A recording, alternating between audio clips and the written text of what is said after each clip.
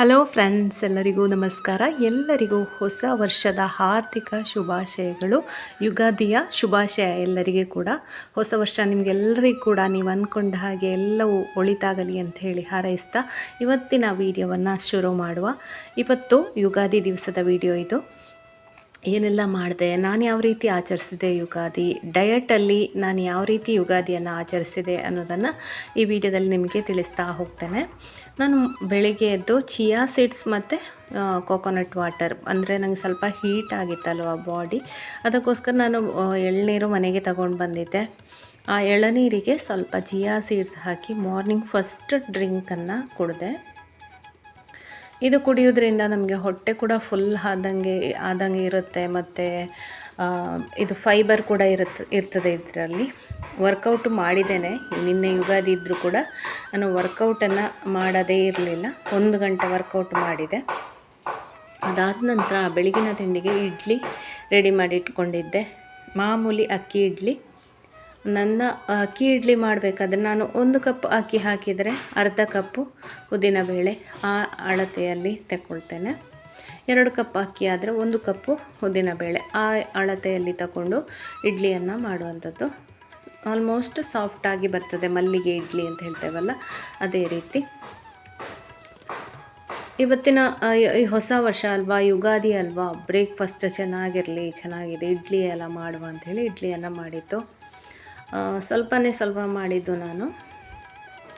ಹಾಗೆ weight loss ಜರ್ನಿಯಲ್ಲಿ ಕೂಡ ಇವತ್ತು ಒಂದು ದಿವಸ ನನ್ನ ಡಯಟ್ ಅಂಥೇಳಿ ಅಷ್ಟೇನೂ ತಲೆ ಕೆಡಿಸ್ಕೊಳ್ಳಿಲ್ಲ ನಾನು ಡಯಟ್ ಬಗ್ಗೆ. ಮಾಮೂಲಿಯಾಗಿ ಏನು ಬೇಕೋ ಏನು ಮಾಡಬೇಕು ಅಂತ ಅನ್ನಿಸಿತು ಅದನ್ನೆಲ್ಲ ಮಾಡಿದ್ದೇನೆ, ತಿಂದಿದ್ದೇನೆ. ಮತ್ತು ಹೊರಗಡೆ ಕೂಡ ಹೋಗ್ಲಿಕ್ಕಿತ್ತು ನನಗೆ. ಹೊರಗಡೆ ಹೋದಾಗ ಒಂದು ಕಡೆ ಸ್ವೀಟ್ ಬೀಡ ಕಂಡಿತ್ತು, ಹಾಗೆ ಸ್ವೀಟ್ ಬೀಡ ಕೂಡ ನಿನ್ನೆ ತಿಂದಿದ್ದೆ. ಹಾಗಾಗಿ ತುಂಬ ಒಂದು ಸ್ವಲ್ಪ ಚೀಟ್ ಆಯಿತು ಮೀಲ್ ಅಂತ ಹೇಳ್ಬೋದು. ಡಯಟ್ ಒಂದು ಸ್ವಲ್ಪ ಹೆಚ್ಚು ಕಡಿಮೆ ಆಯಿತು, ಆದರೂ ಪರವಾಗಿಲ್ಲ, ಹಬ್ಬದ ದಿವಸ ಅಲ್ವಾ ಅಂಥೇಳಿ ಇಟ್ಸ್ ಓಕೆ. ಇಡ್ಲಿಗೆ ಸಾಂಬಾರು ಕೂಡ ರೆಡಿ ಮಾಡಿಕೊಂಡೆ. ತೊಗರಿಬೇಳೆ ಹಾಕಿದ್ದು, ತರಕಾರಿ ಅದರಲ್ಲಿ ಟೊಮೆಟೊ, ಆಮೇಲೆ ಈರುಳ್ಳಿ ಹಾಕಲಿಲ್ಲ ನಾನು ನಿನ್ನೆ ಹಬ್ಬ ಅಂಥೇಳಿ. ಟೊಮೆಟೊ ಆಮೇಲೆ ಕ್ಯಾರೆಟ್ ಹಾಕ್ಕೊಂಡದ್ದು, ಒಂದು 2-3 ಸಣ್ಣ ಆಲೂಗಡ್ಡೆ ಹಾಕ್ಕೊಂಡಿದ್ದೇನೆ. ಅದಾಗಿತ್ತು ಇಡ್ಲಿ ಸಾಂಬಾರು ಇವತ್ತಿನ ಮಾರ್ನಿಂಗ್ ಬ್ರೇಕ್ಫಾಸ್ಟ್. ಬೆಳಿಗ್ಗೆ ತಿನ್ನಬೇಕಾದ್ರೆ 3ರಿಂದ 4 ಇಡ್ಲಿವರೆಗೆ ತಿಂದೆ. ನನಗೆ ಇಡ್ಲಿಯನ್ನು ಬೆಲ್ಲ ಹಾಕಿ ತಿನ್ನಲಿಕ್ಕೆ ತುಂಬ ಇಷ್ಟ. ಹಾಗೆ ಇವತ್ತು ಅದು ಕೂಡ ಮಾಡಿದ್ದೇನೆ. ನಾನು ಸ್ವಲ್ಪ ಒಂದು ಅರ್ಧ ಚಮಚ ಬೆಲ್ಲ ಹಾಕ್ಕೊಂಡು ಇಡ್ಲಿಯನ್ನು ತಿಂದಿದ್ದೇನೆ. ಇಡ್ಲಿ ಬೆಲ್ಲ ಹಾಕಿ ತಿನ್ನೋದು, ಮೊಸರು ಹಾಕಿ ತಿನ್ನೋದು ಅದೆಲ್ಲವೂ ಕೂಡ ನನಗೆ ಇಷ್ಟ. ಹಾಗೆ ಜೊತೆಗೆ ಸಾಂಬಾರು ಕೂಡ, ಚಟ್ನಿ ಮಾಡಲಿಲ್ಲ, ಸಾಂಬಾರು ಇದ್ದ ಕಾರಣ ಚಟ್ನಿ ಮಾಡಲಿಲ್ಲ. ಫ್ರೆಂಡ್ಸ್, ನಿಮಗೆ ಈ ವಿಡಿಯೋಸ್ ಎಲ್ಲ ಇಷ್ಟ ಆಯಿತು ಅಂತ ಇದ್ದರೆ ಖಂಡಿತ ಲೈಕ್ ಮಾಡಿ. ನೋಡೋದು ಮಾತ್ರ ಅಲ್ಲ, ಒಟ್ಟಿಗೆ ಲೈಕ್ ಕೊಡಿ, ಆಗ ಇದರಿಂದ ನನಗೆ ಸಪೋರ್ಟ್ ಆಗ್ತದೆ. ಯಾಕೆಂದರೆ ನಾನು ಇಷ್ಟು ಕಷ್ಟಪಟ್ಟು ವೀಡಿಯೋ ಮಾಡಬೇಕಂದ್ರೆ ನೀವೊಂದು ಲೈಕು ಕೊಟ್ಟಿಲ್ಲ ಅಂದರೆ ನೆಕ್ಸ್ಟ್ ನನಗೆ ಒಂದು ಮೋಟಿವೇಶನ್ನೇ ಸಿಗೋದಿಲ್ಲ, ವಿಡಿಯೋ ಮಾಡೋದೇ ಬೇಡ ಅಂತ ಹೇಳಿ ಅನಿಸ್ತದೆ. ಅದಕ್ಕೋಸ್ಕರ ಸಪೋರ್ಟ್ ಸಿಗಲಿ ಅಂತ ಹೇಳಿ ನಾನು ಕೇಳಿಕೊಳ್ತಾ ಇದ್ದೇನೆ. ಫೈನಲಿ ಬ್ರೇಕ್ಫಾಸ್ಟ್ ಎಲ್ಲ ರೆಡಿ ಆಯಿತು. ಇದನ್ನು ಸರ್ವ್ ಮಾಡಿಕೊಳ್ಳುವ ಟೈಮು. ಟೀ ಕೂಡ ಮಾಡ್ಕೊಂಡಿದ್ದೇನೆ. ಆರಾಮ್ಸೆ 3 ಇಡ್ಲಿ ತಿಂದು ಮತ್ತೆ ನೆಕ್ಸ್ಟ್ ಯುಗಾದಿ ಹಬ್ಬಕ್ಕೆ ಏನೇನು ಅಡುಗೆ ಮಾಡೋದಪ್ಪ ಅಂತ ಯೋಚನೆ ಮಾಡ್ತಾಯಿದ್ದೆ. ಹಾಗೆ ಕೆಲವೆಲ್ಲ ಐಟಮ್ಗಳನ್ನು ಮಾಡಿದೆ. ರುಚಿಯಾಗಿತ್ತು, ಊಟ ಕೂಡ ಹೆಲ್ದಿಯಾಗಿ ಆರೋಗ್ಯಕರವಾಗಿ, ಡಯಟ್ಟಿಗೆ ಅಂದರೆ ತುಂಬ ಚೀಟ್ ಮೀಲ್ ಆಗದ ಹಾಗೆ ಹೆವಿ ಏನೂ ಮಾಡಲಿಲ್ಲ. ಒಬ್ಬಟ್ಟು ಆ ಥರ ಎಲ್ಲ ತಿನ್ನೋದು ಆ ಥರ ಏನೂ ಮಾಡಲಿಲ್ಲ, ಮಾಮೂಲಿ ಮಾಡಿದ್ದು. ನೀವೆಲ್ಲ ಹೇಗೆ ಆಚರಿಸಿದ್ರಿ? ಒಬ್ಬಟ್ಟು ತಿಂದ್ರಾ? ನಿಮ್ಮದು ಚೀಟ್ ಮೀಲ್ ಆಯಿತಾ? ಯುಗಾದಿ ಹಬ್ಬದ ದಿವಸ ಸಿಹಿ ತಿನ್ನದವರು ಯಾರೂ ಇಲ್ಲ. ಎಳ್ಳು ಬೆಲ್ಲ ತಿನ್ನಲೇಬೇಕು, ಬೇವು ಬೆಲ್ಲ ತಿನ್ನಲೇಬೇಕು. ಬೇವು ಬೆಲ್ಲ ಅಂತ ಹೇಳಿ ಕೊಡೋದೇ ಅದಕ್ಕೋಸ್ಕರ. ಸಿಹಿ ಕಹಿ ಎರಡೂ ಕೂಡ ನಮ್ಮ ಜೀವನದಲ್ಲಿರುತ್ತೆ. ಅದರ ಒಂದು ಸಿಂಬಲ್ ಆಗಿ ಆ ರೀತಿ ಕೊಡ್ತಾರೆ ಅಂತೇಳಿ ಹೇಳ್ಬೋದು.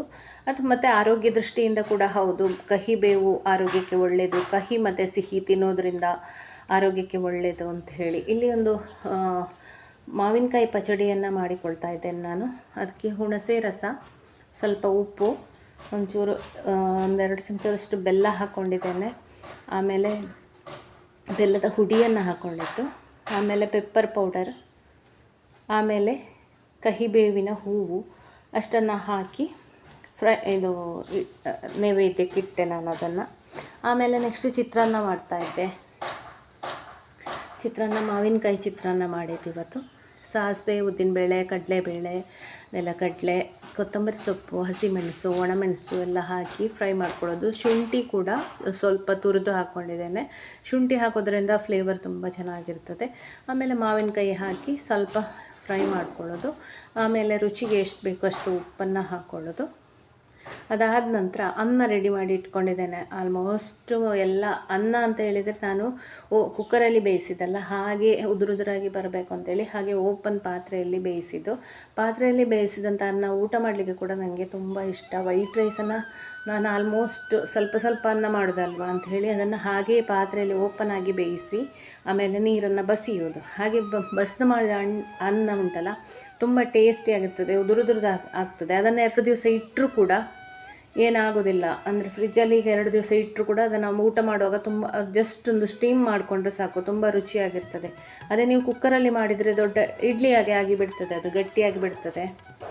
ಹಾಗಾಗಿ ಓಪನ್ ಆಗಿ ಬೇಯಿಸಿದರೆ ತುಂಬ ಚೆನ್ನಾಗಿರ್ತದೆ. ಈ ದೇವಸ್ಥಾನಗಳಲ್ಲಿ ಎಲ್ಲ ನೋಡಿ ದೊಡ್ಡ ದೊಡ್ಡ ಪಾತ್ರೆಯಲ್ಲಿ ಬೇಯಿಸ್ತಾರೆ, ಹಾಗಾಗಿ ಅದು ತುಂಬ ಚೆನ್ನಾಗಿರ್ತದೆ. ಹಾಗೆ ನಾನಿಲ್ಲಿ ಇದು ಹೆಸರು ಬೇಳೆ ಮತ್ತು ಕಡಲೆಬೇಳೆ 2 ಚಮಚ ಹಾಕ್ಕೊಂಡು ಅದನ್ನು ಬೇಯಿಸಿ ಪಾಯಸ ಮಾಡ್ತಾಯಿದ್ದೇನೆ. 4ರಿಂದ 6 ಚಮಚದಷ್ಟು ಬೆಲ್ಲದ ಹುಡಿಯನ್ನು ಸೇರಿಸ್ಕೊಂಡಿದ್ದೇನೆ. ಸಿಹಿ ಸ್ವಲ್ಪ ನೋಡಿಕೊಂಡೇ ಹಾಕಿದ್ದು, ಯಾಕೆಂತ ಹೇಳಿದರೆ ಜಾಸ್ತಿ ಸಿಹಿ ಆಗೋದು ಬೇಡ ಅಂಥೇಳಿ. ಹಾಗೆ ಇದಕ್ಕೆ ತೆಂಗಿನಕಾಯಿ ಹಾಲು ಅಂತೇಳಿ ತೆಗೆದು ಹಾಕಲಿಲ್ಲ ನಾನು.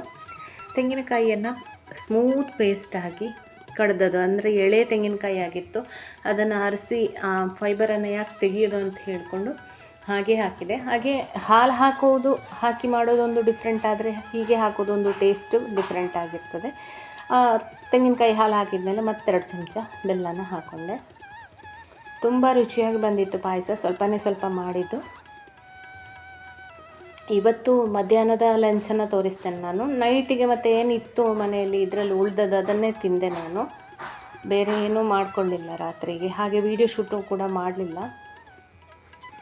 ನೋಡಿ, ಇಷ್ಟೇ ಪಾಯಸ ಆಗಿತ್ತು. ದೇವರಿಗೆ ಇದನ್ನೆಲ್ಲ ನೈವೇದ್ಯ ಇಟ್ಟು ಒಂದು ಪೂಜೆ ಮಾಡಿದೆ. ಮನೆಯ ಇದು ಬಾಗಿಲಲ್ಲಿ ಮೇಲೆ ಒಂದು ಸ್ವಲ್ಪ ಮಾವಿನ ಎಲೆ ಕೂಡ ಕಟ್ಟಿದ್ದೆ. ಮನೆಯೆಲ್ಲ ಕ್ಲೀನ್ ಮಾಡಿ ಗುಡಿಸಿ ಒರೆಸಿ ಎಲ್ಲ ಮಾಡಿ ಅಡುಗೆ ಎಲ್ಲ ಮಾಡಿ ರುಚಿಯಾಗಿ ಊಟ ಮಾಡಿದಾಗ ಒಂದು ಹೊಸ ವರ್ಷದ ಫೀಲ್ ಬಂತು ನಮಗೆ. ಹಾಗೆ ಒಂದು ಭರ್ಜರಿ ಊಟ ಮಾಡುವಾಗ ಅದೊಂದು ತೃಪ್ತಿ ಬಂತು. ಹಾಗೆ ಅಂತೇಳಿ ನನ್ನ ಇವತ್ತಿನ ಊಟದಲ್ಲಿ ಎಲ್ಲಿಯೂ ನನಗೆ ಹೆವಿ ಅಂತೇಳಿ ಅನ್ನಿಸಲಿಲ್ಲ. ನಾನು ತುಂಬ ತಿಂದೆ ಅಂತೇಳಿ ಅನ್ನಿಸಲಿಲ್ಲ. ತುಂಬ ಲೈಟ್ ಫೀಲ್ ಅನ್ನಿಸ್ತು. ಇದಾಗಿತ್ತು ನನ್ನ ಇವತ್ತಿನ ಯುಗಾದಿ ವಿಡಿಯೋ. ಫ್ರೆಂಡ್ಸ್, ನಿಮಗೆ ವಿಡಿಯೋ ಇಷ್ಟ ಆದರೆ ಖಂಡಿತ ಲೈಕ್ ಮಾಡಿ, ಹಾಗೆ ಚಾನಲನ್ನು ಸಬ್ಸ್ಕ್ರೈಬ್ ಆಗಿ. ಹೀಗೇ ಬೇರೆ ಬೇರೆ ಡಯಟ್ ವೀಡಿಯೋಸ್ ಜೊತೆ ನಾನು ಮತ್ತೆ ಬರ್ತೇನೆ. ಅಲ್ಲಿವರೆಗೆ ನಮಸ್ಕಾರ, ಬಾಯ್ ಬಾಯ್, ಟೇಕ್ ಕೇರ್.